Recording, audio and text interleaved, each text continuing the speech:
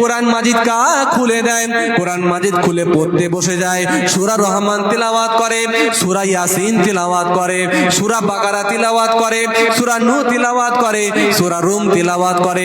এভাবে যারা নিয়মিত কোরআন মাজিদকে তিলাওয়াত করে তাদের জন্য আল্লাহ পাকের দয়ার জান্নাত অপেক্ষা করে।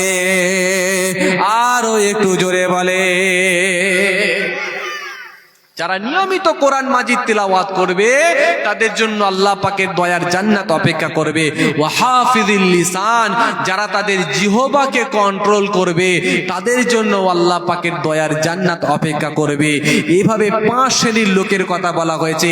তবে তাদের মধ্যে প্রথম নাম্বার হলো তাআলিল কোরআন, যারা নিয়মিত কোরআন মাজিদকে তেলাওয়াত করবে। এক শ্রেণীর মানুষ এখন কোরআনের বিরোধিতা করা, কোরআনের বিরুদ্ধাচারণ করা, এখন সোশ্যাল মিডিয়ায় ভাইরাল হবে, কি করলে ভাইরাল হবে আর মাথা কাজ করে না, না বড় জায়গায় ঢিলটা মারলে তবে সহজে ভাইরাল হওয়া যাবে, সেজন্য কোরআনের পৃষ্ঠা ছেড়ে দেওয়া আরম্ভ করছে, কোরআনের বিরুদ্ধে কথা বলা আরম্ভ করে দিচ্ছে, রাসূলুল্লাহর বিরুদ্ধে কথাবার্তা বলা আরম্ভ করে দিচ্ছে।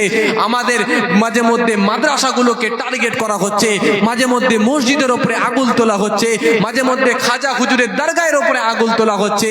কথা ঠিক না বেঠিক? ভাইরা আমার, দোস্তরা আমার, তরুণ যুবকেরা, এগুলোর সাথে আমাদের একটা ভালোবাসা, এগুলোর সাথে আমাদের একটা মহব্বত জড়িত আছে। তারা যত এত বেশি করে কোরআনের বিরুদ্ধে আগুন তুলবে, শরীয়তের বিরুদ্ধে আগুন তুলবে, ইসলামের বিরুদ্ধে আগুন তুলবে, রাসূলুল্লাহর বিরুদ্ধে আগুন তুলবে, আমাদের মধ্যে ভাই ভাইয়ের মধ্যে আমাদের মতানৈক্য ইখতিলাফ থাকতে পারে, কিন্তু যখন কোরআন হাদিসের বিরুদ্ধে যখন আগুন উঠে যাবে আমরা তখন আর কোন রকম দলমত দেখতে চাই না। আমরা একে অপরের কাছে এসে, একে অপরের কাঁধে কাঁধ মিলিয়ে পাশে এসে আমরা দলবদ্ধভাবে আমরা আইনি লড়াই এবং তার সাথে সাথে যেরকম ভাবে লড়াই করার দরকার হবে সেই রকম ভাবে আমরা লড়াই করে যাব। কথা ঠিক না বেঠিক? আমাদেরকে এইভাবেই লড়াই করতে হবে, না হলে আজকে আমরা অনেক পিছিয়ে যাচ্ছি। আমাদেরকে নানা রকম ভাবে একটা কোণঠাসা করার চেষ্টা চালানো হচ্ছে। 5 শ্রেণীর লোক আছে, তাদের মধ্যে 1 নম্বরে হলো তাআলিল কোরআন, যারা নিয়মিত কোরআন মাজিদ তিলাওয়াত করবে। ওই কথাটাই আপনাদেরকে বলতে চাইছিলাম। 1 শ্রেণীর মানুষ এই কিছুদিন পূর্বে আপনার আমেরিকার টেক্সাস অঙ্গনে, টেক্সাস রাজ্যে জন্মগ্রহণ করেন। কথা বুঝতে পারলেন? টেক্সাস রাজ্যে ঘটনাটি ঘটেছে, যিনার নাম হলো প্যালেন্থিনা বলে একজন নারী।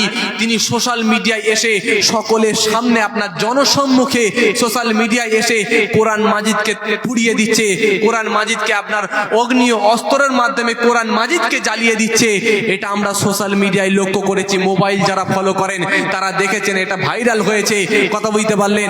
এইভাবে যে কোরআন মাজিদকে জ্বালিয়ে দিয়ে সে আবার মিডিয়ার সামনে এসে বার্তা দিচ্ছে যে এভাবেই কোরআন মাজিদগুলোকে জ্বালিয়ে দেওয়ার দরকার আছে, কোরআন মাজিদকে তোমরা বেশি বেশি করে পুড়িয়ে দাও, কোরআন মাজিদকে এই পৃথিবী থেকে বিলুপ্ত করে দাও, তোমরা ইসলামটাকে বিলুপ্ত করে দাও, ইসলাম সন্ত্রাস শেখায়, ইসলাম সন্ত্রাসীর ধর্ম। এরকম ভাবে তারা ইসলামকে কটু কথা বলছে, কোরআনের বিরুদ্ধাচরণ করছে, কোরআনের বিরুদ্ধে কথাবার্তা বলছে। কথা বুঝতে পারলেন? এগুলো যখন আমরা দেখতে পাই আমাদের অন্তরে দুঃখ লাগে, বেদনা লাগে। কিন্তু আমার আল্লাহ পাক কোরআন মাজিদের মধ্যে জানাচ্ছেন, আমি আল্লাহ পাক কোরআনকে নাজিল করেছি আর আমি আল্লাহ পাকই এই কোরআন মাজিদকে হিফাজতের দায়িত্বটাও নিয়ে নিয়েছি। জোরে বলেন না সুবহানাল্লাহ। এটা দেখে আপনার যখন কোরআন মাজিদকে যখন জ্বালিয়ে দেওয়া হচ্ছে, বাংলাদেশের একজন হিন্দু ভাই আমার, তিনি কি করলেন? প্রতিবাদ করছেন। আল্লাহ পাক একজন গায়ের কম যখন কোরআনের বিরুদ্ধাচরণ করছে, কোরআনকে জ্বালিয়ে দিচ্ছে, পুড়িয়ে দিচ্ছে, আল্লাহ পাক অন্য একজন হিন্দু ভাইয়ের মুখ থেকে আবার কোরআনের প্রশংসা বের করিয়ে নিচ্ছে। জোরে বলেন না সুবহানাল্লাহ। তিনি তিনার প্রতিবাদের ধারা সুন্দর করে একটা গজলের মাধ্যমে তিনি প্রতিবাদ করেছিলেন যে যদি আগুন লেগে ধ্বংস হয়ে যায়, জোরে বলবেন না সুবহানাল্লাহ। যদি আগুন লেগে ধ্বংস হয়ে যায়, ধ্বংস হয়ে যায়, যদি আগুন লেগে, আগুন লেগে, আগুন লেগে, যদি আগুন লেগে ধ্বংস হয়ে যায়, পৃথিবীর সব বইয়ের দোকান কোরআন, তবু বিশ্ব থেকে হারাবে না পবিত্র কোরআন, তবু বিশ্ব থেকে হারাবে না পবিত্র কোরআন। করবে কেমন করে কোরআন ধ্বংস? আগুনের তেজ। আজ বিশ্বে পড়া অগণিত কোরআন হাফেজ, তারা আবার ছাপিয়া আসমানি গ্রন্থ, তারা আবার ছাপিয়া আসমানি গ্রন্থ, বাঁচাবে কোরআনের সম্মান, তবু বিশ্ব থেকে হারাবে না পবিত্র কোরআন, তবু বিশ্ব থেকে হারাবে না পবিত্র কোরআন। ও জওয়ান যুবকেরা, ও আমার মুরব্বিয়ানেরা, বাবারা শুনে রেখে দেন, এই কোরআন মাজিদের মধ্যে 6666টা আয়াত দেওয়া হয়েছে, তার মধ্যে 500 আয়াত আদেশ আর নিষেধের আয়াত দেওয়া হয়েছে। এই কোরআন মাজিদের মধ্যে সব থেকে বেশি যেই নবীর আলোচনা করা হয়েছে, যেই নবীর ব্যাপারে, যেই নবীর নামটা এসেছে, তিনি হলেন হযরতে মুসা আলাইহিস সালাম। এই কোরআন মাজিদের মধ্যে অন্যান্য নবী আলাইহিমুস সালামদেরও আলোচনা এসেছে। হযরতে ঈসা নবীর নাম এই কোরআন মাজিদের মধ্যে 25 জায়গায় এসেছে। হে তরুণ যুবকেরা, এই কোরআন মাজিদ হলো এমনই একটা গ্রন্থ, আমার রব্বুল আলামিন আল্লাহ পাক লাউহে মাহফুজ থেকে এক রাতে প্রথম আসমানেতে এক রাতে নাজিল করেছিলেন। এই কোরআন মাজিদ হলো এমনই একটা গ্রন্থ, এই কোরআন মাজিদ হলো এমনই একটা কিতাব, আমার রব্বুল আলামিন আল্লাহ পাক এই প্রথম আসমান থেকে নিয়ে এই পৃথিবীতে 23 বছর ধরে কিছু কিছু প্রেক্ষাপটকে সামনে রেখে, কিছু কিছু সময়কে সামনে রেখে, কিছু কিছু সময়কে সিচুয়েশনকে সামনে রেখে বিশ্বনবী মুহাম্মদ সাল্লামের উপরে 23টা বছর ধরে নাজিল করেছিলেন। ও জওয়ান যুবকেরা, ও আমার তরুণেরা, এই কোরআন মাজিদের মধ্যে কিছু ব্যক্তি বেরিয়েছে, তারা এই কোরআন মাজিদের বিরোধিতা করে, তারা এই কোরআন মাজিদকে মিটিয়ে দেওয়ার চেষ্টা করেছে, তারা এই কোরআন মাজিদকে জ্বালিয়ে পুড়িয়ে দেওয়ার চেষ্টা করেছে। এরকম ভাবে একজন ব্যক্তি যিনি কিনা এই কোরআন মাজিদের বিরোধিতা করে কোরআন মাজিদের সাথে চ্যালেঞ্জ করলো, আমি এই কোরআন মাজিদের ভুল ধরবো। তাম পৃথিবীর মুসলমানেরা তারা এত কোরআনের প্রশংসা, তারা এই এত কোরআনকে ভালোবাসে, তারা এত কোরআন মাজিদকে মহব্বত করে।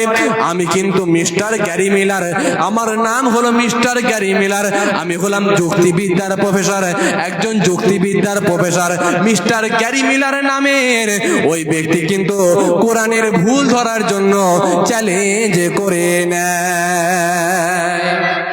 তিনি কোরআন মাজিদকে চ্যালেঞ্জ করলেন যে মুসলমানেরা, বিশ্বের মুসলমানেরা এত কোরআন মাজিদকে নিয়ে গর্ব করে, এত তারা কোরআন মাজিদকে ভালোবাসে, আমি জানিয়ে দিই মিস্টার গ্যারি মিলার, এই কোরআনের মধ্যে আমি ভুল ধরবো, এই কোরআনের কোনো না কোনো ভুল ধরে তাম পৃথিবীর মানুষকে দেখিয়ে দেবো যে তোমাদের কোরআনের মধ্যে ভুল আছে।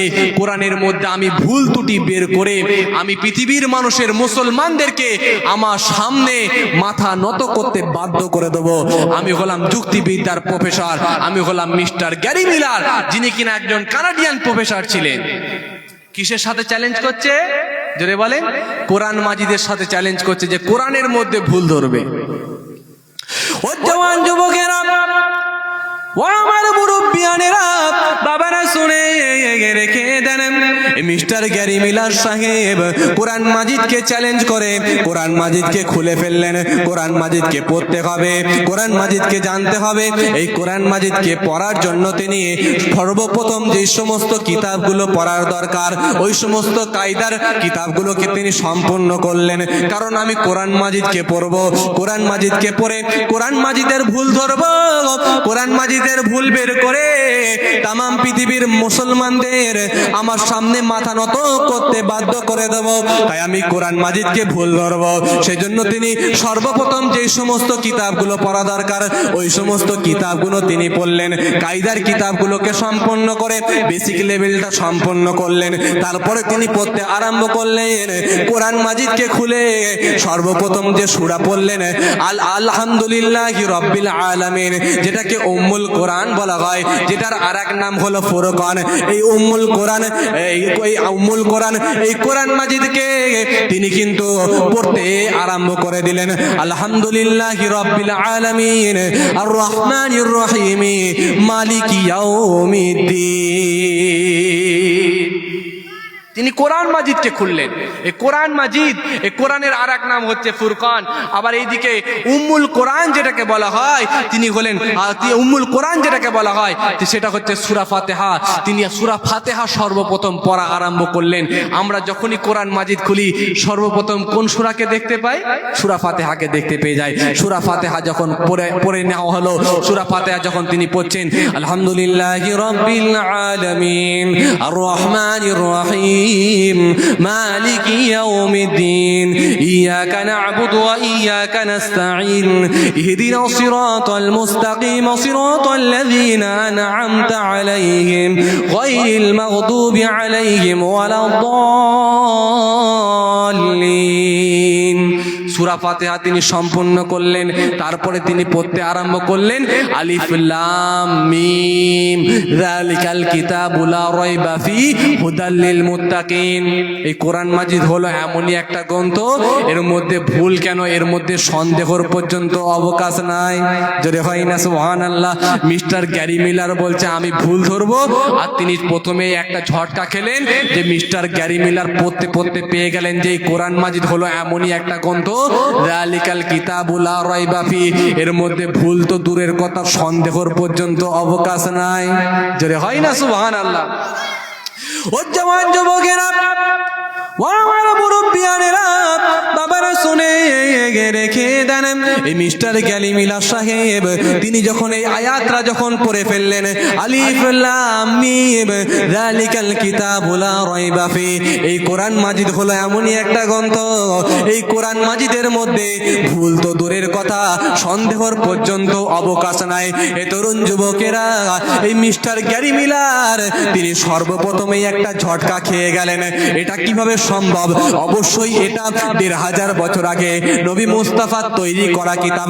এই কিতাবের মধ্যে কোনো না কোনো ভুল পাওয়া যাবে, এই কিতাবের মধ্যে কোনো না কোনো ত্রুটি পাওয়া যাবে, এর মধ্যে কোনো না কোনো ভুল ত্রুটি পাবো আমি। এই মিস্টার গ্যারি মিলার চিন্তা ভাবনা করলেন এই কোরআনের মধ্যে ল্যাঙ্গুয়েস্টিক ভুল হতে পারে, এই কোরআনের মধ্যে ফিলোজফিক্যাল ভুল হতে পারে, এই কোরআন মাজিদের মধ্যে ম্যাথামেটিক্যাল ভুল হতে পারে, কোনো না কোনো ভুল পাবো। আর ওই ভুলটাকে সামনে রেখে তামাম পৃথিবীর মুসলমানেদের আমার সামনে মাথা নত করে বাধ্য করে দেব। তামাম পৃথিবীর মুসলমানের আমার সামনে মাথা নত করতে বাধ্য করে দেবো। এর মধ্যে অবশ্যই ভুল পাওয়া যাবেই যাবে। কিভাবে সম্ভব এর মধ্যে ভুল হবে না? কিভাবে সম্ভব এর মধ্যে ভুল কেন সন্দেহর পর্যন্ত অবকাশ থাকতে পারে না? এটা কিভাবে সম্ভব?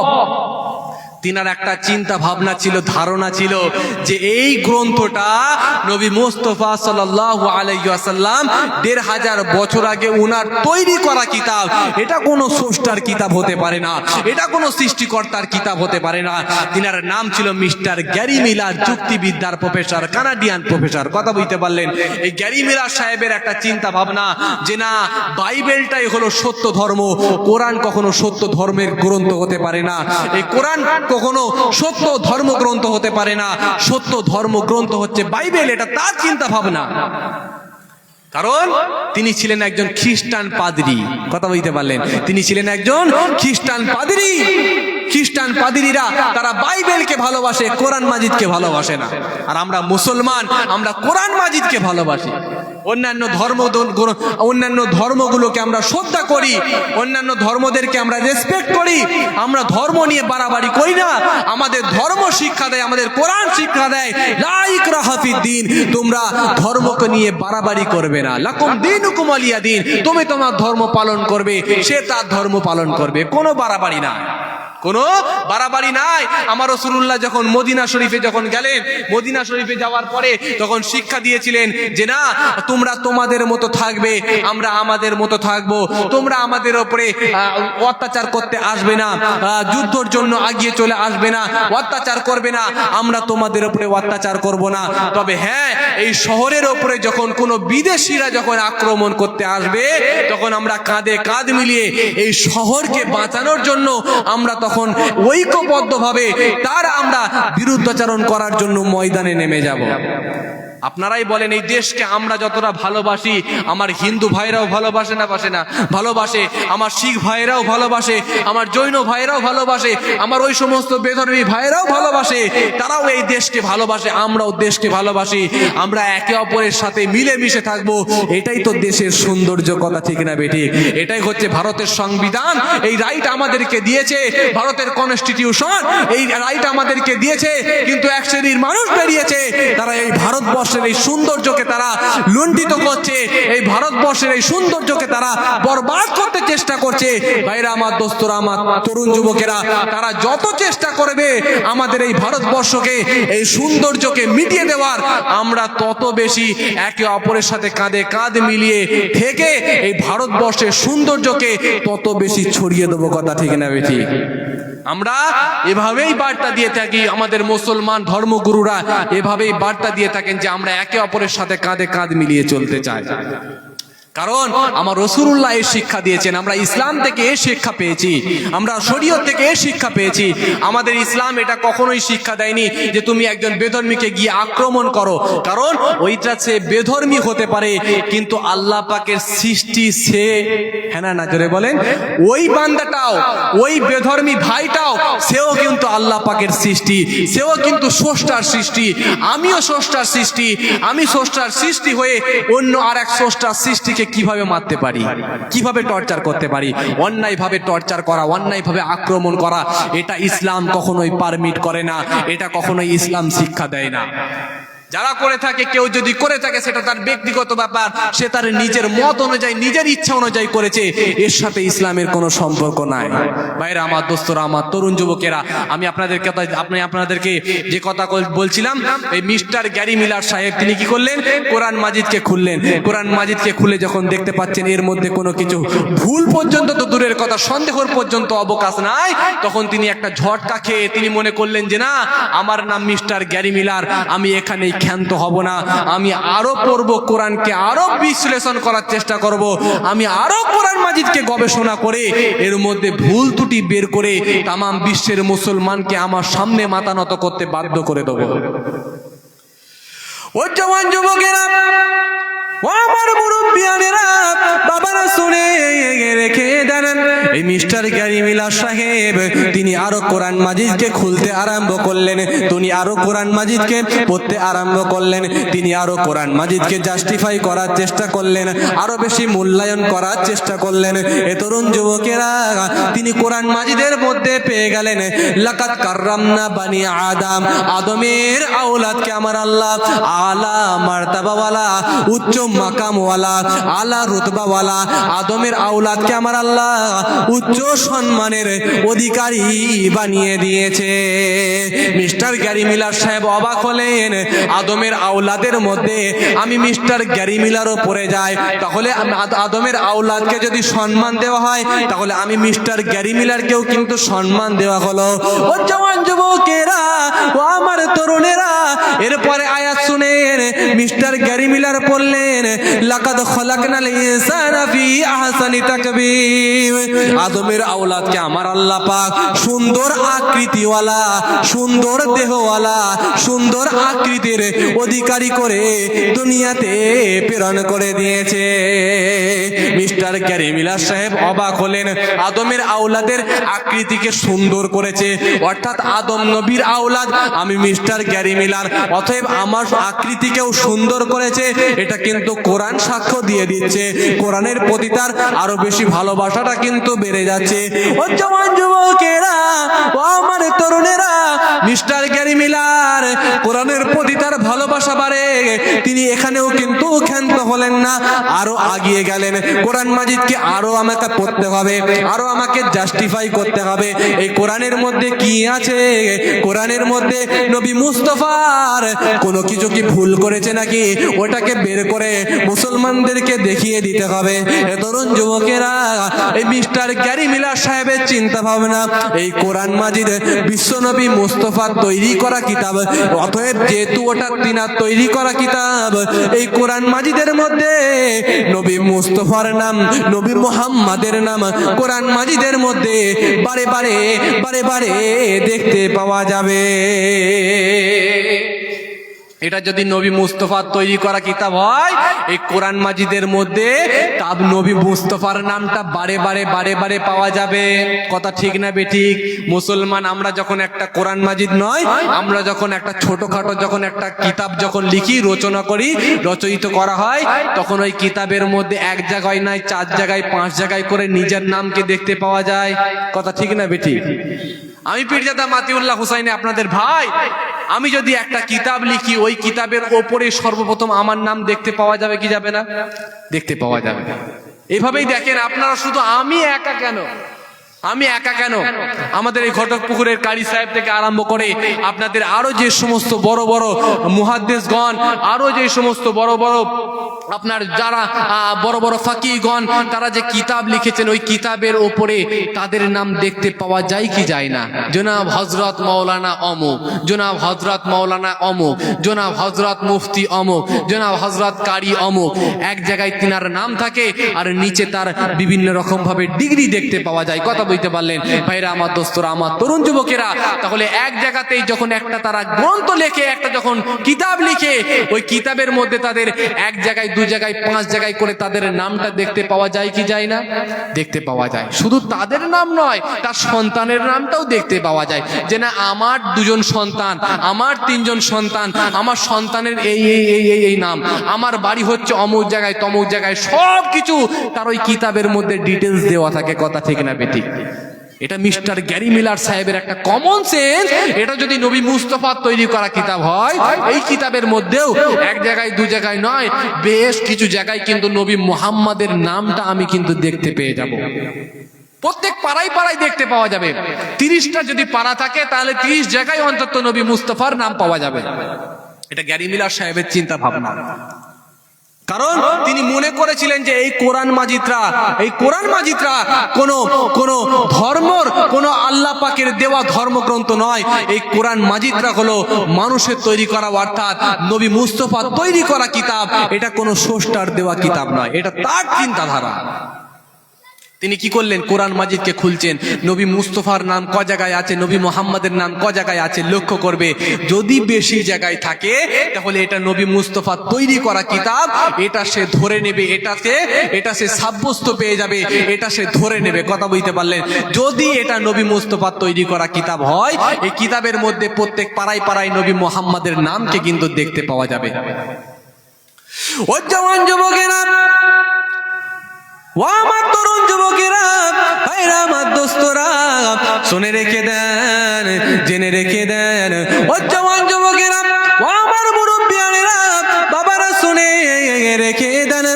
এই মিস্টার গ্যারি মিলার সাহেব তিনি কিন্তু কোরআন মাজিদকে খুলে দেখলেন। এই কোরআন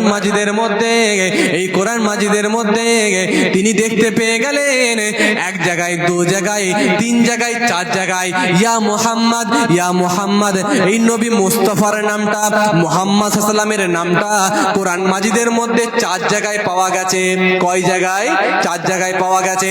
এ তরুণ যুবকেরা, আর মিস্টার গ্যারি মিলার সাহেব তিনি একজন খ্রিস্টান পাদ্রী ছিলেন, তার জন্য তিনার একটা ভালোবাসার নবী, একজন মুহাম্মাদের একটা মহাব্বতের নবী ছিলেন, যিনার নাম হলো হযরত ঈসা আলাইহিস সালাম। এই ঈসা নবীকে তিনি বড্ড ভালোবাসতেন, বড্ড মহাব্বত করতেন, কারণ তিনি ছিলেন একজন খ্রিস্টান পাদ্রী। আর খ্রিস্টানেরা ঈসা নবীকে বড্ড ভালোবেসে থাকে। খ্রিস্টানেরা অন্যান্য আম্মাজানদেরকে ভালোবাসে না, মহাব্বত করে না, কিন্তু একজন আম্মাজান মারিয়ামকে বড্ড ভালোবাসে, বড্ড মহাব্বত করে। তারা কিন্তু খ্রিস্টানেরা মাদার ম্যারি আম্মাজান মারিয়ামকে বলে থাকে। ও জওয়ান যুবকেরা, ও আমার তরুণেরা, মিস্টার গ্যারি মিলার যখন তিনি কোরআন মাজিদ খুললেন, এই কোরআনের মধ্যে নবী মুস্তাফার নাম পেয়ে গেলেন, ইয়া মুহাম্মদ বলে। এই মুস্তাফার নামকে মুহাম্মদ সাল্লামের নামকে 4 জায়গায় পেয়ে গেলেন, কিন্তু নবী মুহাম্মদ সাল্লাম ছাড়া হযরত ঈসা নবীর নাম কোরআন মাজিদের মধ্যে 25 জায়গায় দেখতে পেয়ে গেলেন। আরো একটু জোরে বলেন। 25 জায়গায় যখন তিনি ঈসা নবীর নামকে দেখতে পেলেন, তখন তিনি হতভম্ব হয়ে গেলেন, আবার একটা ঝটকা খেলেন। এটা যদি নবী মুস্তাফার তৈরি করা কিতাব হতো, তাহলে এই কিতাবের মধ্যে সব থেকে বেশি নবী মুস্তাফার নামকে পাওয়া যাওয়ার কথা ছিল, কিন্তু এই কোরআনের মধ্যে নবী মুস্তাফার নামকে বেশি জায়গায় পাওয়া গেল না। নবী মুস্তাফার থেকেও বেশি জায়গায় হযরতে ঈসা নবীর নামকে দেখতে পাওয়া গেল। আরো একটু জোরে বলে। যখন তিনি দেখতে পেলেন এই কোরআন মাজিদের মধ্যে ঈসা নবীর নাম বেশি জায়গায় আর মুহাম্মদ সাল্লাল্লাহু আলাইহি ওয়াসাল্লামের নাম কম জায়গায়, তিনি একজন ঈসা নবীর অনুসারী, তিনি একজন ঈসা নবীকে ভালোবাসেন, মহব্বত করেন বলে তিনি তার জন্য ঈসা নবীকে নাম যেহেতু বেশি জায়গায় এসেছে, তাই তার আরো বেশি কোরআনের প্রতি ভালোবাসা, মহব্বতটা বেড়ে গেল। জোরে বলেন না সুবহানাল্লাহ। দেখেন আল্লাহ পাক তার অন্তরের মধ্যে কেমন ছিল, কোরআনের প্রতি তার বিদ্বেষ ছিল, কোরআনের প্রতি তার খারাপ ধারণা ছিল, কোরআনকে সে একদম দেখতে পারত না। সব সময় তিনি কোরআনের বিরুদ্ধে ডিবেট করেছে, সব সময় তিনি কোরআনের বিরুদ্ধে মন্তব্য করেছে। কিন্তু যখন মিস্টার গ্যারি মিলার যখন কোরআন খুলেছে, কোরআন মাজিদকে যখন লক্ষ্য করছে, তখন কোরআনের প্রতি তার তত বেশি ভালোবাসা, মহব্বত বেড়ে যাচ্ছে। কারণ নবী মুস্তাফার নাম কম জায়গায়, ঈসা নবীর নাম বেশি জায়গায়। আবার কোরআন মাজিদের মধ্যে লাকাদ কাররামনা বানি আদম বলা হচ্ছে, আদমের আওলাদকে আল্লাহ পাক উচ্চ মর্যাদা ওয়ালা করেছে। এই দিকে লক্ষ্য করে গ্যারি মিলারকেও সম্মান দেওয়া হয়েছে কোরআনের মধ্যে, সেই দিকে লক্ষ্য করে কোরআনের প্রতি তার ভালোবাসা বেড়ে যাচ্ছে। কথা বুঝতে পারলেন? এরপরে তিনি চিন্তা ভাবনা করলেন, যদি এরকমটা হয়ে থাকে, যদি মুস্তাফার নামটা কম জায়গায় আছে কিন্তু ঈসা নবীর নামটা বেশি জায়গায় আছে, আচ্ছা ঠিক আছে, এখানটা এখন তো মেনে নেওয়া গেল। এটা যদি নবী মুস্তাফার তৈরি করা কিতাব হয়, অন্তত এই কিতাবের মধ্যে আম্মাজান আয়েশার নামটা তো বারে বারে পাওয়া যাবে। কারণ নবীর স্ত্রী আম্মাজান আয়েশাকে তো উনি অত্যন্ত বেশি ভালোবাসতেন, মহব্বত করতেন। কথা ঠিক না বেঠিক? আম্মাজান আয়েশাকে বড্ড ভালোবাসতেন, মহব্বত করতেন। সেই দিকে লক্ষ্য করে আম্মাজান আয়েশার নামটা তো বারে বারে পাওয়া যাওয়ার দরকার আছে। আম্মাজান ফাতেমাতুজ জোহরা রাদিয়াল্লাহু তাআলা আনহাকে, তিনার নামটা তো কোরআন মাজিদের মধ্যে বারে বারে পাওয়া যাওয়ার দরকার আছে। কারণ বিশ্বনবী মুহাম্মদ সাল্লাল্লাহু আলাইহি ওয়াসাল্লাম তিনি আম্মাজান ফাতেমাতুজ জোহরা রাদিয়াল্লাহু তাআলা আনহাকে কত বেশি ভালোবাসেন, কত বেশি মহব্বত করতেন, আমরা হাদিস পাকের মধ্যে লক্ষ্য করেছি। আমার রাসূলুল্লাহ বলছেন, আমি হলাম ফাতেমা হইতে, ফাতেমার থেকে, আর ফাতেমা হলো আমার থেকে। জোরে বলেন না সুবহানাল্লাহ। ফাতেমা রাদিয়াল্লাহু তাআলা আনহাকে এভাবে বলে ভালোবাসার বহিঃপ্রকাশ ঘটিয়েছেন। জোরে বলেন না সুবহানাল্লাহ। তাহলে নবী যদি তিনার বেটি ফাতেমাকে যদি এত ভালোবাসেন, তাহলে অবশ্যই এই কোরআনের মধ্যে নবীর বেটি ফাতেমার নাম বারে বারে পাওয়া যাওয়ার দরকার আছে। হ্যাঁ না জোরে বলে। আম্মাজান আয়েশার নামটা বারে বারে পাওয়ার দরকার আছে, কারণ তিনি আম্মাজান আয়েশাকে অত্যন্ত বেশি ভালোবাসতেন। কিন্তু যখন কোরআন মাজিদকে যখন খুলছে, তার বিপরীত ঘটছে। কারণ কোরআন মাজিদের মধ্যে আম্মাজান আয়েশার নামকে দেখতে পাওয়া যায় না। এই কোরআন মাজিদের মধ্যে আম্মাজান মারিয়ামের, আম্মাজান আয়েশার নামকে দেখতে পাওয়া যায় না। আম্মাজান ফাতিমাতুজ জোহরা রাদিয়াল্লাহু তাআলা আনহার নামকে কিন্তু দেখতে পাওয়া যায় না। অথচ এই কোরআন মাজিদের মধ্যে, যাকে খ্রিস্টানেরা মাদার ম্যারি বলে থাকে, আম্মাজান মারিয়ামের নামে একটা সূরা পর্যন্ত পাওয়া গিয়েছে, জোরে বলেন না সুবহানাল্লাহ। যত এগুলো দেখছে তত তার কোরআনের প্রতি তার আরো বেশি ভালোবাসা, আরো বেশি মহব্বতরা জন্মাচ্ছে, জোরে বলেন না সুবহানাল্লাহ। ও জওয়ান যুবকেরা, ও আমার মুরব্বিয়ানেরা, বাবারা শুনে রেখে দেন, এই মিস্টার গ্যারি মিলার সাহেবের তত বেশি কোরআনের প্রতি ভালোবাসা বেড়ে যায়, তত বেশি কোরআনের প্রতি মহব্বতটা বেড়ে যায়। পরিশেষে তিনি ইসলাম ধর্ম গ্রহণ করবেন। ইসলাম ধর্মকে গ্রহণ করার জন্য চিন্তা ভাবনা করেছিলেন। এ তরুণ যুবকেরা ও আমার আব্বাজানেরা, খেয়াল করেন, লক্ষ্য করেন, তিনি যখন এই মিস্টার গ্যারি মিলার তিনি মনে করলেন আমাকে তো ইসলাম ধর্ম গ্রহণ করতে হবে, এই দিকে চিন্তা ভাবনা করে আরো বেশি কোরআনকে তিনি পড়তে আরম্ভ করলেন, আরো বেশি কোরআনকে রিসার্চ করতে আরম্ভ করলেন, আরো বেশি কোরআন মাজিদকে যখন তিলাওয়াত করে, এই কোরআন মাজিদের মধ্যে একটা আয়াত আছে, সম্ভবত সূরা আল ইমরানের আয়াত, হয়তো সম্ভবত সূরা আল ইমরানের আয়াতের মধ্যে আমার আল্লাহ পাক জানাচ্ছেন আফালা ইয়াতাদাব্বারুনাল কোরআন। এই কোরআন মাজিদ হলো অন্য কারো যদি ধর্মীয় কিতাব হতো, এই কোরআন মাজিদরা যদি অন্য কারো যদি লেখনের মাধ্যমে যদি এই কোরআন মাজিদরা আসতো, অন্য কারো যদি লেখা এই কোরআন মাজিদরা হতো, এই কোরআনের মধ্যে ভুরি ভুরি ভুরি ভুরি ভুল কিন্তু পাওয়া যেত। আমার আল্লাহ পাক কোরআন মাজিদের মধ্যে জানাচ্ছেন আফালা ইয়াতাদাব্বারুনাল কোরআন। মাশাআল্লাহ, সুন্দর করে আবার চট বিছানো চলছে, কথা বুঝতে পারলেন? আলহামদুলিল্লাহ, চট বিছানোর ব্যবস্থা করা হচ্ছে। এই সমস্ত ভাইরা এখনো যদি কেউ বাইরে ঘাটে ঘোরাফেরা করে, সকলে পবিত্র মাহফিলের মধ্যে চলে আসেন। একবার দরুদ শরীফ আল্লাহুম্মা সাল্লি আলা।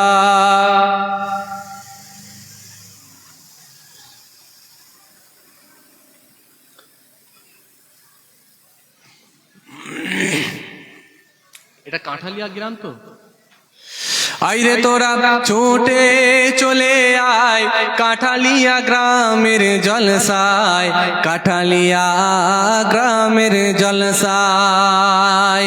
আইরে তোরা ছুটে চলে আয় কাঁঠালিয়া গ্রামের জলসায়, কাঁঠালিয়া গ্রামের জলসায়। যেখানে বসলে কোরআন হাদিসের, যেখানে বসলে কোরআন হাদিসের আলোচনা শোনা যায়। আইরে তোরা ছুটে চলে আয় কাঁঠালিয়া গ্রামের জলসায়, কাঁঠালিয়া গ্রামের জলসায়। জোরে হয় না সুবহানাল্লাহ? আপনাদের এলাকা নিয়ে গজল গাইছি, একটু জোরে বলেন না গো সুবহানাল্লাহ। বিভিন্ন জায়গা থেকে জলসায় এসে বসলে সাগিরা গোনা গুলো রব ছড়িয়ে দেবে। বিভিন্ন জায়গা থেকে জলসায় এসে বসলে সাগিরা গোনা গুলো রব ছড়িয়ে দেবে। এখানে বসে আল্লাহকে ডাকলে, এখানে বসে আল্লাহকে ডাকলে তোমার ডাকে সারা খোদা দিয়ে দেয়। আইরে তোরা ছুটে চলে আয় কাঁঠালিয়া গ্রামের জলসায়, কাঁঠালিয়া গ্রামের জলসায়। আল্লাহুম্মা সাল্লি আলা।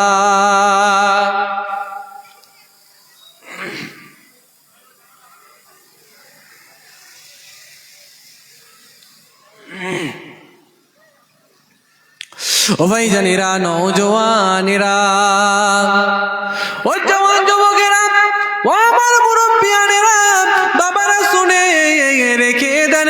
এই মিস্টার গ্যারি মিলার সাহেব যখন কোরআন মাজিদকে খুললেন, এই কোরআন মাজিদের মধ্যে এই সমস্ত দৃশ্য যখন দেখতে পেলেন, নবী মুস্তাফার নাম কম জায়গায় পাওয়া গেল, ঈসা নবীর নাম বেশি জায়গায় পাওয়া গেল, আম্মাজান মারিয়ামের নামে একটা সূরা পাওয়া গেল, কিন্তু কোনো আম্মাজানের নাম পাওয়া গেল না। আম্মাজান আয়েশার নাম নাই, আম্মাজান ফাতিমাতুজ জাহরা রাদিয়াল্লাহু তাআলা আনহার নাম নাই। এগুলো দেখে তিনি কোরআনের প্রতি আরো বেশি ভালোবাসা মহব্বতটা তার বেড়ে গেল। ও জওয়ান যুবকেরা, ও আমার তরুণেরা, মিস্টার গ্যারি মিলার সূরা নিসা 82 নম্বর আয়াতটা যখন পড়লেন, আফালা ইয়াতাদাব্বারুনাল কোরআন, আফালা ইয়াতাদাব্বারুনাল কোরআন, এই কোরআন মাজিদের মধ্যে যদি অন্য কোন, এই কোরআন মাজিদের মধ্যে আফালা ইয়াতাদাব্বারুনাল কোরআন ওয়ালাউ কানা মিন ইনদিল্লাহ, ওয়ালাউ কানা মিন ইনদিল্লাহ, এই কোরআন মাজিদ যদি আল্লাহ পাকের ধর্মগ্রন্থ না হতো, আল্লাহ পাকের থেকে যদি না এসে অন্য কোন গায়রিল্লাহ, অন্য কোন ব্যক্তির থেকে যদি এই কোরআন মাজিদরা যদি আসতো, তাহলে এই কোরআনের মধ্যে ভুরি ভুরি ভুল পাওয়া যেত। এটা যদি স্রষ্টার দান না হতো, তাহলে এই কোরআনের মধ্যে ভুরি ভুরি ভুল পাওয়া যেত। ও জওয়ান যুবকেরা, এই মিস্টার গ্যারি মিলার তিনি তখন চিন্তা ভাবনা করলেন, এটা তো একদম সত্য কথা, এটা যদি রবের ছাড়া কোন মানুষের যদি তৈরি করা হতো, তাহলে এই গ্রন্থর মধ্যে ভুরি ভুরি প্রচুর পরিমাণে ভুল কিন্তু পাওয়া যেত। আমি মিস্টার গ্যারি মিলার এই কোরআন মাজিদকে খুলে দেখেছি, এখনো পর্যন্ত একটাও ভুল কিন্তু আমি দেখতে পাইনি। এই কোরআন মাজিদটা তাহলে এটা কোনো মানুষের তৈরি করা কিতাব নয়, অবশ্যই এটা আমি আজকে মেনে নিতে বাধ্য হলাম। এই কোরআন মাজিদটা হলো স্বয়ং স্রষ্টা রব্বুল আলামিন আল্লাহ পাকেরই দেওয়া গ্রন্থ। ও জওয়ান যুবকেরা, ও আমার তরুণেরা, এই মিস্টার গ্যারি মিলার 1978 সালে তিনার নামটাকে পরিবর্তন করে নিলেন। তিনার নামটাকে তিনি পরিবর্তন করে নিয়ে মিস্টার গ্যারি মিলার নাম চেঞ্জ করে দিলেন। মিস্টার গ্যারি মিলার নামটাকে তিনি চেঞ্জ করে দিয়ে নিজের নামটাকে আব্দুল আহাদ, আহাদ অর্থাৎ এক আল্লাহ, এক আল্লাহ পাকের, আব্দুল মানে বান্দা, আল্লাহ পাকের বান্দা, নিজের নামটাকে লিখে নিয়ে ইমানের কলেমা পড়ে মুসলমান হয়ে গেলেন। আরো একটু জোরে বলে। 1978 সালে কথা বুঝতে পারলেন, নিজের নামটাকে তিনি পরিবর্তন করে নিলেন। না, আমি আর মিস্টার গ্যারি মিলার থাকবো না, আমার নামটাকে আমি আজ থেকে পরিবর্তন করে দিলাম। আমার নামটা আজ থেকে আব্দুল আহাদ, ওয়াহিদ আল্লাহ পাকের যে এক আল্লাহ, এই আহাদের বান্দা, আমি এক আল্লাহ পাকের বান্দা। আজ থেকে আমার নিজের নামটাকে পরিবর্তন করে নিলাম। আজ থেকে আমি আর কোরআনের বিরুদ্ধাচরণ করব না, কোরআনের বিরুদ্ধে কথাবার্তা বলবো না। আজ থেকে আমি এবার যখনই কথা বলবো কোরআনের পক্ষে কথা বলবো। জোরে বলেন না সুবহানাল্লাহ, জোরে বলেন না সুবহানাল্লাহ। যে এই মর্মে একটা নিজের লেখা গজল আমি একটুখানি পরিবেশন করে শোনাচ্ছি। কলেমা পড়ে নবীর শিষ্য হয়েছে, জোরে হয় না সুবহানাল্লাহ। কলেমা পড়ে নবীর শিষ্য হয়েছে, কলেমা পড়ে নবীর শিষ্য হয়েছে, কলেমা পড়ে নবীর শিষ্য হয়েছে। মিস্টার গ্যারি মিলার ঈমান এনেছে, মিস্টার গ্যারি মিলার ঈমান এনেছে, মিস্টার গ্যারি মিলার ঈমান এনেছে। কোরআনকে মিটানোর শত চেষ্টা করেছে, কোরআনকে মিটানোর শত চেষ্টা করেছে, সব রকম চেষ্টা বিফলে গিয়েছে, সব রকম চেষ্টা বিফলে গিয়েছে। মিস্টার গ্যারি মিলার ঈমান এনেছে, জোরে হয় না সুবহানাল্লাহ। ভাইরা আমার, দোস্তরা আমার, তরুণ যুবকের আমার, আল্লাহওয়ালা ভাইরা, এই মিস্টার গ্যারি মিলার সাহেব তিনি চেষ্টা করলেন, অনেক চেষ্টা করে পরিশেষে তিনি কি করলেন না, এই কোরআনের আশিক হয়ে, কোরআনের প্রেমিক হয়ে তিনি ঈমানের স্বাদ গ্রহণ করে আমার ইসলামের ইসলাম ধর্মটাকে তিনি গ্রহণ করে বিশ্বনবীর শিষ্য হয়ে তিনি কি করলেন, বিশ্বনবীর শিষ্য হয়ে ঈমানের কলেমা পড়ে মুসলমান হয়ে গিয়েছিলেন। জোরে বলেন না সুবহানাল্লাহ। ভাইরা আমার, দোস্তরা আমার, তরুণ যুবকেরা, আমি এ কথা বলে আপনাদেরকে এটাই বোঝানোর চেষ্টা করছিলাম যে এক শ্রেণীর মানুষ তারা ইসলামের বিরোধিতা করছে, এক শ্রেণীর মানুষ তারা কোরআনের বিরোধিতা করছে, আবার একদিক দিয়ে তারা যখন কোরআনের বিরুদ্ধাচরণ করছে, আবার অন্য দিক দিয়ে তারা আবার যখন কোরআন মাজিদকে যখন খুলছে, দেখছে, পড়ছে, তখন আবার কোরআনের প্রেমিক হয়ে তারা আবার কিন্তু মুসলমানও হয়ে যাচ্ছে। জোরে বলেন না সুবহানাল্লাহ। সেজন্যই আল্লাহ পাক কোরআন মাজিদের মধ্যে জানাচ্ছেন, ইন্না নাহনু নাযালনা যিকরা ওয়া ইন্না লাহু লাহাফিজুন। আমি আল্লাহ পাক কোরআন মাজিদকে নাজিল করেছি, আর কোরআন মাজিদকে হিফাজতের দায়িত্বটাও আমি আল্লাহ পাক নিজেই নিয়ে নিয়েছি। জোরে বলেন না সুবহানাল্লাহ। এই কোরআন মাজিদের মধ্যে আমার আল্লাহ 6666টা আয়াত, 500 আয়াত আদেশ আর নিষেধের আয়াত। এই কোরআন মাজিদকে আমার আল্লাহ লাউহে মাহফুজ থেকে এক রাতে, কদরের রাতে আল্লাহ পাক প্রথম আসমানে নাজিল করলেন।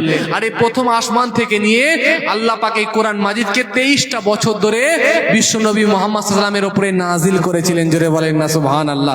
এই কোরআন মাজিদের মধ্যে আল্লাহ পাক এমনই কিছু দিয়েছেন, এই কোরআন মাজিদের মধ্যে আল্লাহ পাক যত জায়গায় শীতকালের কথা বলেছেন, তত জায়গায় গ্রীষ্মকালের কথা বলেছেন, যত জায়গায় আমার আল্লাহ পাক নারীদের কথা বলেছেন, তত জায়গায় আমার আল্লাহ পাক পুরুষদের কথা বলেছেন, যত জায়গায় হারামের কথা বলেছেন, তত জায়গায় হালালের কথা বলেছেন, যত জায়গায় জান্নাতের কথা বলেছেন, তত জায়গাতেই আমার আল্লাহ পাক জাহান্নামের কথাও বলেছেন। বান্দা বান্দিরা, তোমাদেরকে আমি আল্লাহ পাক তৈরি করলাম, 7টা আল্লাহ পাক জাহান্নামা তৈরি করেছে। এই ঘটনা আপনাদের জানা আছে। 7টা আল্লাহ পাক যখন জাহান্নামা তৈরি করলেন, শয়তান বলছে, আল্লাহ আপনি 7টা জাহান্নামা তৈরি করেছেন কেন? আল্লাহ পাক আপনি 8টা জাহান্নামা তৈরি করুন আর 7টা জান্নাত তৈরি করুন, কারণ আপনার বান্দা বান্দিদেরকে আমি আল্লাহ বহু রকম ভাবে, বিভিন্ন রকম কৌশলে, বিভিন্ন রকম পদ্ধতিতে আপনার বান্দা বান্দিদেরকে আমি আল্লাহ পাক আমি শয়তান আপনার বান্দা বান্দীদেরকে আল্লাহ আমি বিভিন্ন রকম ভাবে তাদেরকে আমি ধোকার মধ্যে ফেলবো। সামনের দিক দিয়ে ধোকার মধ্যে ফেলবো, পিছনের দিক থেকে ধোকার মধ্যে ফেলবো, ডান দিক থেকে বাম দিক থেকে ধোকার মধ্যে ফেলার চেষ্টা করব। আমার আল্লাহ পাক জানাচ্ছেন যে এই শয়তান, তুমি এরকম চেষ্টা ভাবনা করে, চিন্তা ভাবনা করে তুমি মনে করছো যে আমার বান্দা বান্দীদেরকে তুমি জাহান্নামের দিকে ঠেলে দেবে। ওই বান্দা বান্দীরাই যখন আবার আমি আল্লাহর দরবারে কাঁদবে, মাফ চাইবে, রোনাজারি করবে, আমি আল্লাহ পাক তাদের জিন্দেগির গুনাহ খাতাগুলোকে ক্ষমা করে দিয়ে আমি আল্লাহ পাক আমার দয়ার জান্নাতটা তাদের জন্য নসিবে করে দেবো। জোরে বলেন না সুবহানাল্লাহ। তাই আল্লাহ পাক 8টা জান্নাত তৈরি করেছে, কিন্তু শর্ত হচ্ছে কি না, বান্দা বান্দীদেরকে মাফ চাইতে হবে, কাঁদতে হবে, আল্লাহর দরবারে রোনাজারি করতে হবে। আর রোনাজারি কোথায় করবেন? জলসার মাহফিলেতে, ইসালে সওয়াবের মাহফিলেতে বসবেন, শুনবেন, কিছু শিখবেন, কিছু শিখে নিয়ে যখন দোয়া খায়ের হবে, একটু যখন দোয়া চাইবেন, তখন একটুখানি আল্লাহর দরবারে কেঁদে কেঁদে চাইবেন, আল্লাহ আপনার আলেম বান্দাটাও কাঁদছেন, আর এত আমার সাথে থাকা আমার সঙ্গীরাও কাঁদছে, আল্লাহ আমিও একটুখানি কাঁদছি, আল্লাহ আমার হয়তো চোখ থেকে পানি বেরোতে চাইছেন, আল্লাহ পাক তারপরেও বলছি আপনারই তো বান্দা, আপনার নবীরই তো উম্মত, আমাকে জাহান্নামায় দিয়ে আপনার কোনো লাভ হবে না, আমার মতো একজন গুনাহগার অধমকে জাহান্নামায় দিয়ে আপনার কোনো উপকার হবে না আল্লাহ, তাহলে কেন জাহান্নামায় দেবেন? আল্লাহ আপনি আমাকে ক্ষমা করে দেন, মাফ করে দেন। আল্লাহ পাক যখন আল্লাহ পাকের দরবারে যখন কোনো বান্দা বান্দি যখন এভাবে রোনাজারি কাতরায়, যখন চোখের পানি ফেলে দিয়ে যখন দোয়া করে, ওই বান্দা বান্দির দোয়া চাওয়াটাকে আল্লাহ পাক এত ভালোবাসে, এত মহব্বত করে, ওই বান্দা বান্দীদের দোয়া চাওয়াটাকে আল্লাহ পাক কবুল করে নিয়ে তার জিন্দেগির গুনাহ খাতাগুলোকেও আল্লাহ পাক ক্ষমা করে দিয়ে থাকে। জোরে বলেন না সুবহানাল্লাহ। সেজন্যই কোরআন মাজিদ বলছে লা তাকনাতু মির রাহমাতিল্লাহ, খবরদার আল্লাহ পাকের রহমত থেকে তোমরা দূরে সরে যাবে না। ইন্নাল্লাহা ইয়াগফিরু যুনুবা জামিআ, তোমরা আমি আল্লাহ পাকের দরবারে তো মাফ চাও, রোনাজারি করো, কাঁদো। ইন্নাহু হুয়াল গফুরুর রহিম, নিশ্চয়ই আল্লাহ পাক গফুরুর রহিম, ক্ষমাশীল এবং দয়ালু। জোরে বলেন না সুবহানাল্লাহ। কিতাবের মধ্যে পাওয়া যায় কুল্লু বানি আদম খাতাউন, আদমের আওলাদ মাত্র সকলেই গুনাহগার, সকলের মধ্যেই গুনাহ আছে, সকলের মধ্যেই গুনাহ আছে। একজন কেউ ব্যক্তি আছেন যে না কেউ বলতে পারবেন যে না আমার মধ্যে কখনোই গুনাহ হয়নি, সকলেরই মধ্যে গুনাহ আছে। ওয়াখাইরুল খাত্তাইন আত-তাওয়াবুন, কুল্লু বানি আদম খাত্তাউন ওয়াখাইরুল খাত্তাইন আত-তাওয়াবুন, আদমের আওলাদ মাত্র সকলেরই মধ্যে গুনাহ আছে। আর ওই বান্দাটাই আমার আল্লাহর দরবারে প্রিয় হয়ে যায় যে বান্দা গুনাহ করার পরে আমার আল্লাহর দরবারে মাফি চেয়ে নেয়। জোরে বলেন না সুবহানাল্লাহ। সেজন্য শর্ত হচ্ছে কি না, মাফ চাইতে হবে, মাফ চাইতে হবে। ইন্নাল্লাহা ইউহিব্বুত তাওয়াবিন, আমার আল্লাহ পাক তওবাকারীকে বড় ভালোবাসে, বড় মহাব্বত করে, জোরে বলেন না সুবহানাল্লাহ। সেই জন্য তওবা করে ফিরে আসতে হবে, একটু আল্লাহওয়ালা, একটু নামাজি, একটু রোজাদার, একটু যদি কিছু দিন ধর্মের কিছু কথাবার্তা শ্রবণ করা যায়, কিছু কোরআন হাদিসের যদি কথাবার্তা যদি শ্রবণ করা যায়, ওটাই আল্লাহর দরবারে প্রিয় হয়ে যাবে, ওটাই আল্লাহর দরবারে কাজে চলে আসবে। কিয়ামতের দিনেতে আপনাকে আমাকে জান্নাতে দেওয়ার জন্য ওটাই হয়তো একটা জারিয়া হয়ে যাবে, মাধ্যম হয়ে যাবে, জোরে বলেন না সুবহানাল্লাহ।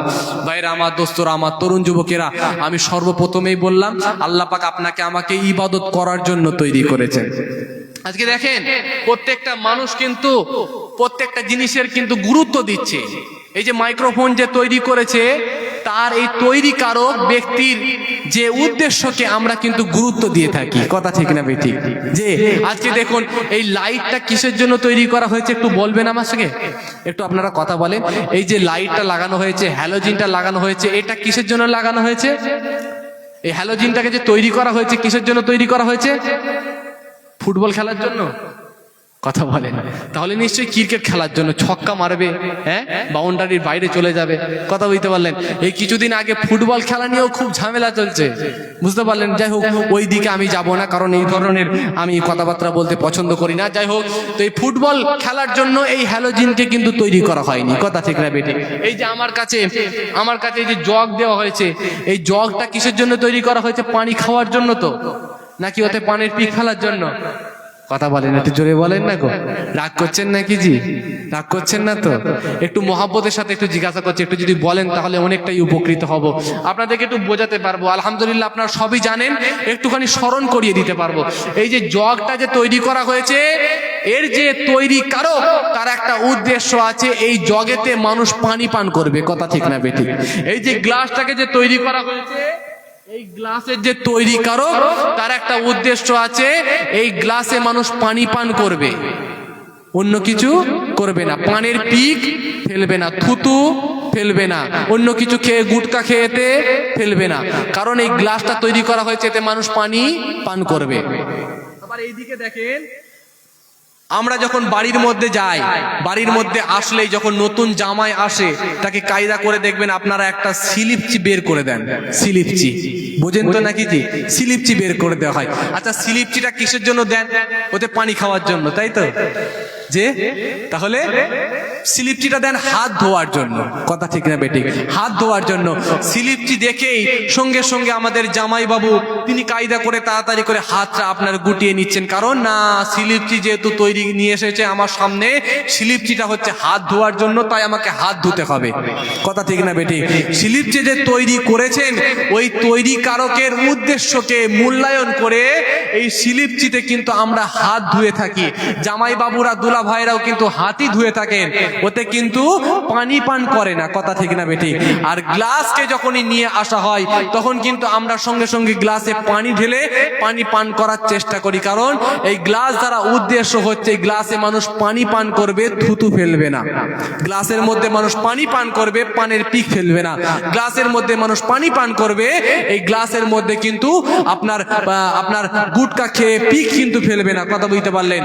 এই মানুষ এই এদের তৈরি করা যে তৈরি কারক, তার উদ্দেশ্যকে মানুষ মূল্যায়ন করে এই গ্লাসে মানুষ পানি পান করে, অন্য কিছু করে না। আর এই যে স্লিপচি যে তৈরি কারক, তার উদ্দেশ্যকে মানুষ মূল্যায়ন করে এই স্লিপচিতে মানুষ হাতই ধোই, এতে কিন্তু পানি পান করে না, কথা ঠিক না বেটি? এই মানুষের তৈরি করা জিনিসগুলোকে যদি আমরা এত মূল্যবান মনে করি, আর এত যদি মূল্যায়ন করে তাদের উদ্দেশ্য যদি আমরা তাদের উদ্দেশ্যগুলোকে লক্ষ্য করে যদি আমরা সেগুলোই করে থাকি, তাহলে আল্লাহ পাকও জানাচ্ছেন, এ আমার বান্দা বান্দিরা, তোমাদেরকেও আমি আল্লাহ পাক একটা উদ্দেশ্য নিয়ে তৈরি করেছি, সেই উদ্দেশ্যটার দিকে একটু লক্ষ্য নজর দাও। আর সেটা হচ্ছে, ওরে আমার বান্দা বান্দিরা, তোমাদেরকে আমি আল্লাহ পাক ইবাদত করার জন্য তৈরি করে দিয়েছি, জোরে বলেন না সুবহানাল্লাহ। ইবাদত করার জন্য তৈরি করেছি, তোমরা আমি আল্লাহ পাকের বেশি বেশি বেশি করে ইবাদত করো।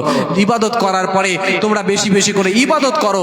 ইবাদত করার জন্য কি করতে হবে? না, শরীরের এনার্জি লাগবে, শরীরের এনার্জির প্রয়োজন হবে। আচ্ছা, তোমাদের শরীরের এনার্জির প্রয়োজন হবে, আমি আল্লাহ পাক তৈরি করে দিচ্ছে মৌমাছি, আমি আল্লাহ পাক তৈরি করে দেবো মৌমাছি।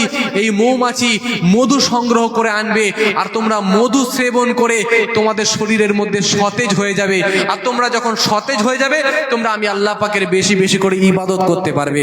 কিন্তু মুসলমান কি করলো না, মৌমাছির মৌচাক তৈরি করেছে। মৌচাক তৈরি করা দেখেই সুন্দর করে আপনার মুখে আপনার মাফলার বেঁধে হোক, বিভিন্ন রকম পলিথিন জড়িয়ে হোক, আর বিভিন্ন রকম আগুন ধরিয়ে হোক, জেহাক মেহাক করে আপনার ওই মৌমাছিগুলোকে দূর করে দিয়ে আর মৌচাকটাকে পেরে এনে মৌচাকটাকে রেখে মধুটাকে বের করে মুসলমানের ছেলে বেশ কায়দা করে হাতটা গুটিয়ে একবার করে হাতে নেয় আর চাটে ভাই, চারবার করে চেটে চেটে শুধু বাবার নাম নেয়। বাবারে বাবারে বাবারে সুন্দর হয়েছে রে বাবা, খেতে খুব ভালো লাগছে না, সেই মিষ্টি সেই স্বাদ। মুসলমানের ছেলে একবার যদি খায় চারবার করে বাবার নাম নেয়। কিন্তু মুসলমান ছেলে এগুলো তাদের আগে চিন্তা ভাবনা করা দরকার ছিল যে এই মৌমাছি যে মৌচাক তৈরি করেছে, এই মৌচাক আমি পেলাম, মধু পেলাম, এখানে যে মৌমাছিগুলো আসলো এই মৌমাছিগুলোকে কে তৈরি করলো?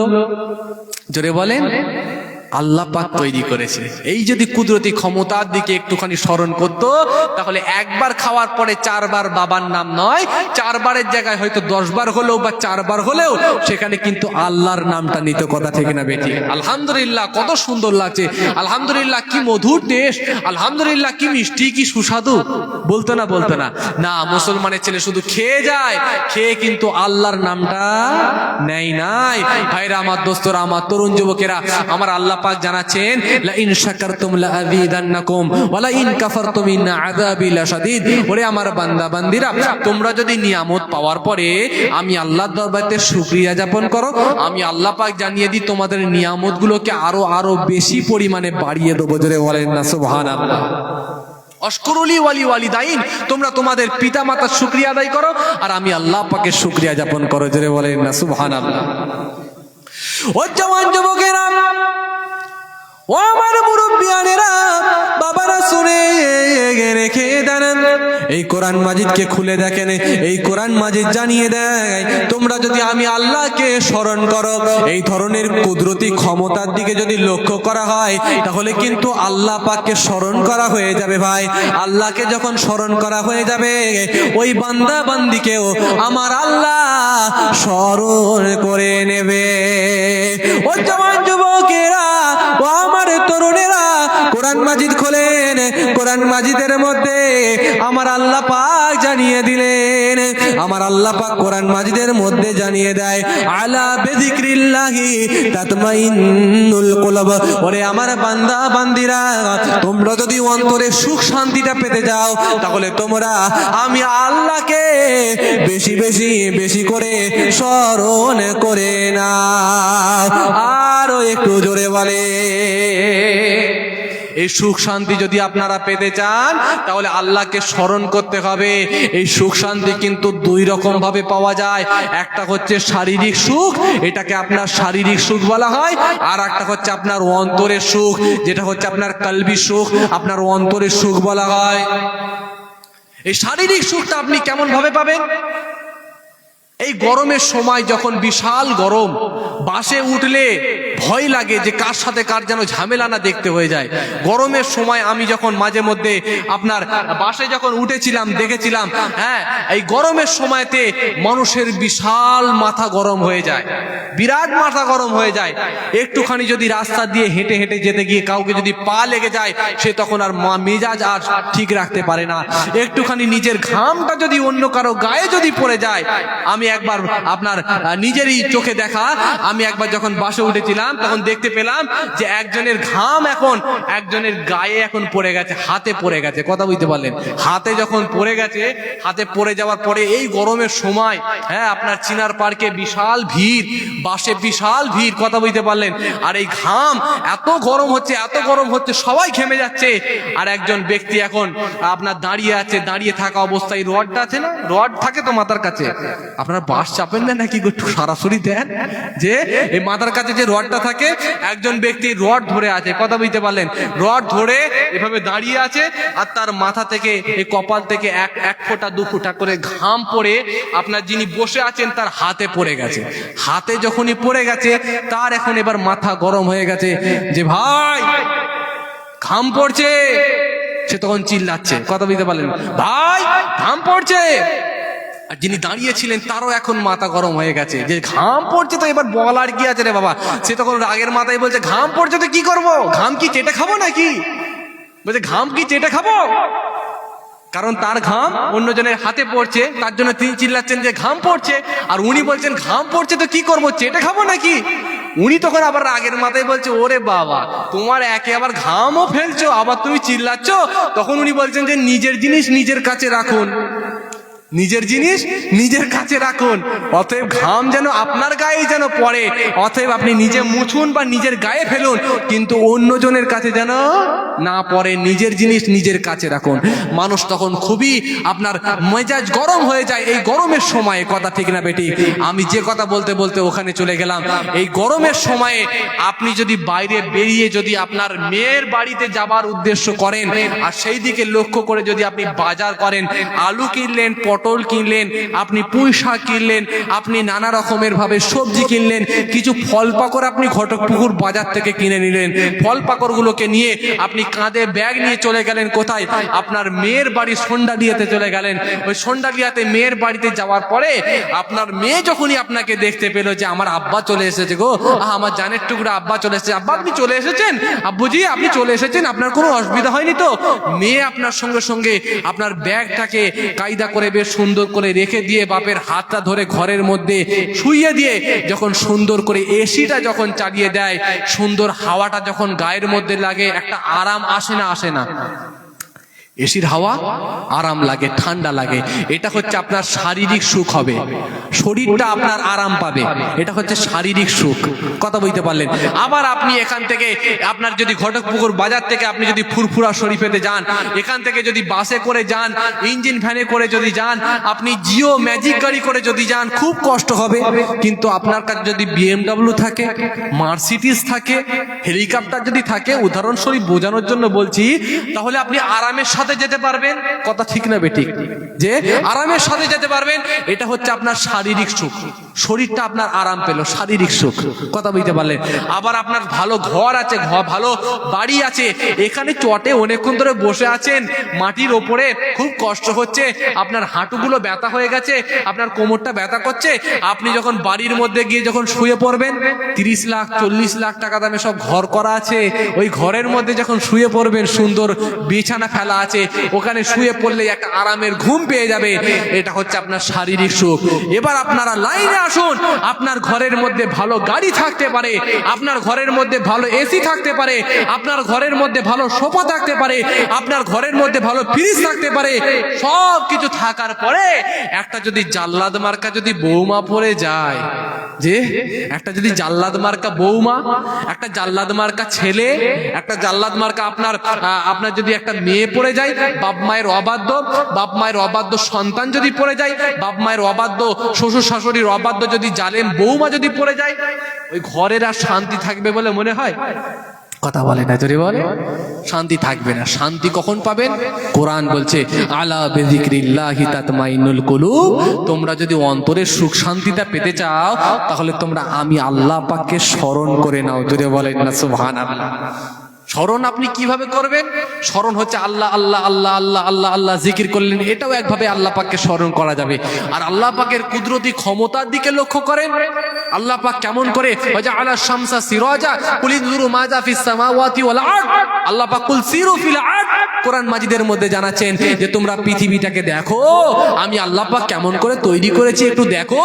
আমি আল্লাহ পাক কোনো পিলার ছাড়া, কোনো খুঁটি ছাড়া, একটা প্যান্ডেল করার জন্য কতগুলো খুঁটি লাগছে, একটা ঘরের করার জন্য 4-5টা খুঁটি লাগে, কিন্তু আমি আল্লাহ পাক এই এত বড় আসমানটাকে তৈরি করে দিয়েছি, কোনো খুঁটি লাগেনি, কোনো পিলার লাগেনি। জোরে বলেন না সুবহানাল্লাহ। ওয়াজআলা শামসা সিরাজা, আমি আল্লাহ পাক সূর্য তৈরি করে দিয়েছি, আমি আল্লাহ পাক সূর্যকে আমি আল্লাহ পাক যে তৈরি করে দিয়েছি উজ্জ্বল প্রদীপের মতো করে। এই দিকে একটু লক্ষ্য করো না, আমি আল্লাহ পাক নির্দেশ দিচ্ছি সূর্য ডুবে যাও, সূর্য ডুবে যাচ্ছে, সূর্য উঠে যাও, উঠে যাচ্ছে। আমি আল্লাহ পাক যদি এই নির্দেশটা দিই, হে সূর্য তুমি আজ থেকে ডুবে থাকবে আর কিয়ামত পর্যন্ত একবারও উদিত হবে না, তাহলে মুসলমানের ছেলে অসুবিধার মধ্যে পড়বে কি পড়বে না? জোরে বলে। অনেক অসুবিধার মধ্যে পড়ে যাবে, অনেক অসুবিধার মধ্যে পড়ে যাবে। এই সূর্য যদি উদিত না হয়, আপনি আমি কলকাতায় যেতে পারবো না, কাজকর্ম করতে পারবো না, চাষবাস করতে পারবো না, আপনি আমি কেনাকাটা করতে পারবো না, কোনো কিছু আপনার আমার দ্বারা সম্ভব হবে না। যদি সম্ভব না হয় তাহলে কি হবে? অসুবিধার মধ্যে আপনি আমি পড়ে যাব। বান্দা বান্দিরা আল্লাহর কাছে দোয়া চাই যে আল্লাহ, আল্লাহ পাক সূর্যকে তুলে দেন আল্লাহ, আমরা অসুবিধার মধ্যে পড়ে যাচ্ছি, আল্লাহ পাক সূর্যকে তুলে দেন আল্লাহ। আল্লাহ পাক বলছেন যে সূর্য উঠে যাও। সূর্য যখন উঠে গেল, আল্লাহ পাক সূর্যকে তুলে দিয়ে এবার বলছেন যে সূর্য তুমি কিয়ামত পর্যন্ত শুধু আলো দাও। বান্দারা আলো চেয়েছে, রোশনি চেয়েছে, কিয়ামত পর্যন্ত আলো দাও, উজ্জ্বল প্রদীপ দাও। এটা কি আপনার আমার জন্য ভালো হতো বলে মনে হয়? তেলে ভাজা বোঝেন তো, তেলে ভাজা, হ্যাঁ, বেগুনি চপ, তেলে ভাজা, ওই তেলে ভাজা হয়ে যেতাম আমরা, পুরো শুকিয়ে তেলে ভাজার মতো হয়ে যেতাম। সামান্য একটু যদি তাপমাত্রা রোদের যদি বেশি থাকে, জানটা হাইফাই হাইফাই করে, খালি ফ্রিজের পানি বের করছে আর খাচ্ছে। কথা ঠিক না বেটি? খালি ফ্রিজের পানি বের করছে আর খাচ্ছে। মুসলমান এত অসুবিধার মধ্যে পড়ে যায়। আর আবার আল্লাহ পাক যদি এই সূর্যকে যদি কিয়ামত পর্যন্ত আলো দিয়া অবস্থায় রেখে দেয়, আপনি আমি বিশাল অসুবিধার মধ্যে পড়ে যাব। আপনি আমি কাজকর্ম করব, এটা ঠিক কথায়, জীবিকা অর্জন করব, টাকা পয়সা সব কিছু করব, চাষবাস করব, কিন্তু আপনার আমার যে বিশ্রাম, শরীরটা যে পারমিট করবে, শরীরটা যে চাইবে, বিশ্রামের প্রয়োজন হবে, এই বিশ্রাম কিন্তু আপনি আমি নিতে পারবো না। কারণ সূর্যের আলো বিশাল তখর আলো, বিশাল রোশনি, এই রোশনির জন্য আপনি আমি কিন্তু বিশ্রাম নিতে পারবো না, অনেক অসুবিধার মধ্যে পড়ে যাবে। সেই জন্যই আমার আল্লাহ পাক জানাচ্ছেন যে তোমরা সূর্যের দিকে লক্ষ্য করো, তোমরা সূর্যের দিকে তাকাও। আমি আল্লাহ পাক কেমন ভাবে সূর্যকে তৈরি করেছি, আমি আল্লাহ পাক কেমন ভাবে এই সমস্ত গাছপালা নদ নদীকে কিভাবে তৈরি করেছি, আমি আল্লাহ পাক কেমন ভাবে আসমানটাকে তৈরি করেছি। দেখো, আমি আল্লাহ পাকের কুদরতি ক্ষমতার কথা মনে পড়ে যাবে। কুলিন জুরু মাযা ফিস সামাওয়াতি ওয়াল আরদ, আসমানের দিকে, জমিনের দিকে, সব দিকে তাকাও, আমি আল্লাহ পাকের কুদরতি ক্ষমতার দিকে মনে পড়ে যাবে। আমি আল্লাহ পাককে স্মরণ করা হয়ে যাবে। আমি আল্লাহকে যদি স্মরণ করা হয়ে যায়, আমি আল্লাহ পাক জানিয়ে দিই তোমাদেরকেও আমি আল্লাহ পাক স্মরণ করে নেবো। জোরে বলেন না সুবহানাল্লাহ। ও জওয়ান যুবকেরা, ও আমার মুরব্বিয়ানেরা, বাবারা, শুনে রেখে দেন, এই কোরআন মাজিদের মধ্যে আমার আল্লাহ পাক জানিয়ে দিলেন, ওরে আমার বান্দা বান্দিরা, আফালা ইয়ানজুরুনা ইলাল ইবলি কাইফা খুলিকাত। এই তরুণ যুবকেরা, এই আয়াতটা আপনারা 30 পারার মধ্যে পেয়ে যাবেন। এই আয়াতের মধ্যে আমার আল্লাহ পাক জানিয়ে দিলেন, ওরে আমার বান্দা বান্দিরা, তোমরা কি দেখতে পাও না আমি আল্লাহ পাক ওই সমস্ত উটের পালগুলোকে, ওই সমস্ত উটগুলোকে কেমন ভাবে তৈরি করে দিয়েছি। ওরে আমার বান্দা বান্দিরা, তোমরা কি দেখতে পাও না, দেখতে পাও না ওই সমস্ত উটের পালগুলোকে আমি আল্লাহ পাক কেমন ভাবে তৈরি করেছি। ও জওয়ান যুবকেরা, ও আমার তরুণেরা, আমার আল্লাহ পাক উটের পালের দিকে তাকানোর নির্দেশ দিলেন। এই উটের পালের দিকে আপনারা যদি তাকান, এই উট হলো এমনই এক ধরনের প্রাণী যে কোনো কিছু খাওয়া দাওয়া না করে আল্লাহ পাকের এই জমিনেতে 8 দিন পর্যন্ত জীবিত থাকতে পারে। এই উট হলো এমনই এক ধরনের প্রাণী, মাত্র যদি 2 কেজি ঘাস দানা খায়, আল্লাহ পাকের এই জমিনেতে 1 মাস পর্যন্ত বেঁচে থাকতে পারে। ভাই এ তরুণ যুবকেরা, এই উট হলো এমনই এক ধরনের প্রাণী, মাত্র 3 মিনিট যদি সময় দেওয়া হয়, তাহলে কিন্তু 200 লিটার পানি পান করে ফেলতে পারে। ভাই সোশ্যাল মিডিয়ায় গিয়ে সার্চ করবেন, আপনারা গুগলে গিয়ে সার্চ করলে তথ্যগুলো পেয়ে যাবেন। ও জওয়ান যুবকেরা, ও আমার তরুণেরা, এই উট হলো এমনই এক ধরনের প্রাণী, এই উটের মধ্যে আমার আল্লাহ এমনই বৈশিষ্ট্যগুলো দিয়েছেন, আপনি আমি কাঁটা জাতীয় জিনিস খেতে পারি না। উট হচ্ছে মরুভূমিতে থাকে, ক্যাকটাস নামক ওই সমস্ত কাঁটা জাতীয় গাছগুলোকে সহজেই খায়, সহজেই চিবিয়ে নেয়, আবার সহজেই হজমও করে ফেলতে পারে। ভাই এ তরুণ যুবকেরা, এই মরুর জাহাজ উট, এই উটকে কিন্তু ইংরেজিতে ক্যামেল বলা হয়, বাংলাতে যাকে উষ্ট উট বলা হয়, আর যাকে আরবিতে ইবিল বলা হয়, আবার তাকে মরুর জাহাজ বলা হয়। পিঠের মধ্যে ভালো মালপত্র নিয়ে, কুইন্টাল মালপত্র নিয়ে, প্রচুর পরিমাণে সামানপত্র নিয়ে, গরম বালির ওপর দিয়ে 40 কিলোমিটার পর্যন্ত গমন করতে পারে। আবার কোন রকম মালপত্র ছাড়া, কোন রকম সামানপত্র ছাড়া গরম বালির ওপর দিয়ে হেঁটে হেঁটে হেঁটে হেঁটে 300 কিলোমিটার পর্যন্ত অতিক্রম করতে পারে। আরো একটু জোরে বলে। এই উটকে আল্লাহ পাক এত কিছু দিলেন, এত কিছু বৈশিষ্ট্য দিলেন।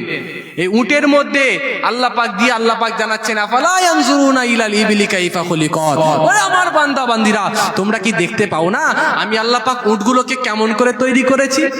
এই যে উটের ব্যাপারে যে বৈশিষ্ট্যগুলো শুনলেন, এই সমস্ত বৈশিষ্ট্যগুলো উটের মধ্যে কে দিয়েছে? Isaac Newton. আইজ্যাক নিউটন, জোরে বলে। আইজ্যাক নিউটন নয়, গ্যারি মিলার নয়। এই উটের মধ্যে বড় বড় প্রফেসরেরা এই সমস্ত বৈশিষ্ট্য দেননি।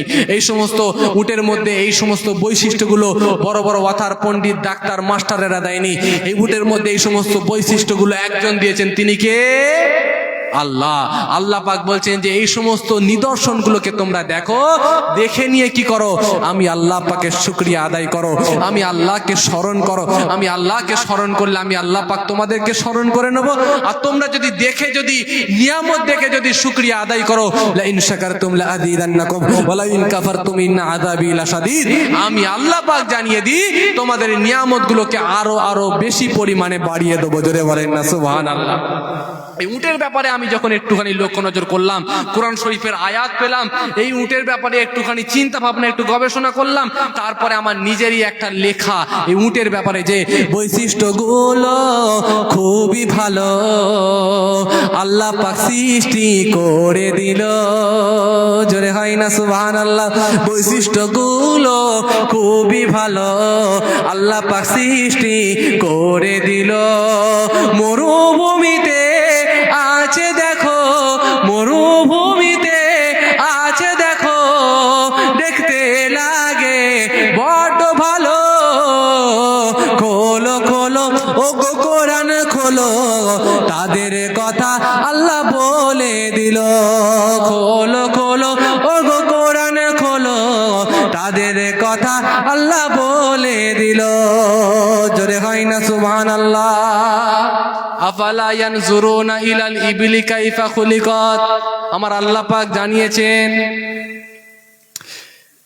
আসছেন মাশাআল্লাহ, ভাইজান আসছেন, আলহামদুলিল্লাহ আলহামদুলিল্লাহ। আমার অত্যন্ত কাছের মানুষ, প্রিয় মানুষ জনাব হযরত মাওলানা জি না ভাই বসেন, চলে যাব।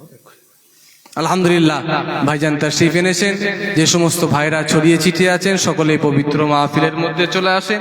আমি গুনাহগার আপনাদের পীরের আওলাদ পীরজাদা মতিউল্লাহ হুসাইনি কিছু আলাপ আলোচনা করলাম, কিছু ইবাদতের কথা, আল্লাহকে স্মরণের কথা এবং আল্লাহ পাককে একটু বেশি বেশি করে জিকিরের কথা, কিছু কথাবার্তা বলেছি এবং কোরআন শরীফকে নিয়ে একটা যে মুজিজা একটা বলার চেষ্টা করেছি। ভাইরা আমার, দোস্তরা আমার বলা কওয়ার মধ্যে যদি কিছু ভুল ত্রুটি যায় আল্লাহ পাক যেন নিজ গুণে ক্ষমা করে দেন, বলেন আল্লাহুম্মা আমিন। আমার পরবর্তী হযরত জনাব হযরত পীরজাদা রাকিবুল আজিজ ভাইজান হুজুর এসেছেন, আপনাদের খেদমতে আলাপ আলোচনা করবেন। যে সমস্ত ভাইরা ছড়িয়ে ছিটিয়ে আছেন সকলে পবিত্র মাহফিলের মধ্যে চলে আসেন। ভাইজান খুব সুন্দর আলাপ আলোচনা করেন, খুব সুন্দর গজল গান, আপনারা সকলেই জানেন আলহামদুলিল্লাহ। যে সমস্ত ভাইরা ছড়িয়ে ছিটিয়ে আছেন সকলে পবিত্র মাহফিলের মধ্যে চলে আসেন। সকলে একটু সম্মানিত তাকবীর দেন দেখি। নারে তাকবীর, নারে তাকবীর, নারে তাকবীর। মহান ইসালে সওয়াব, মহান ইসালে সওয়াব। মোহতারাম ভাইজান হুজুর কেবলা, মোহতারাম ভাইজান হুজুর কেবলা মাঝে রাইট দরবার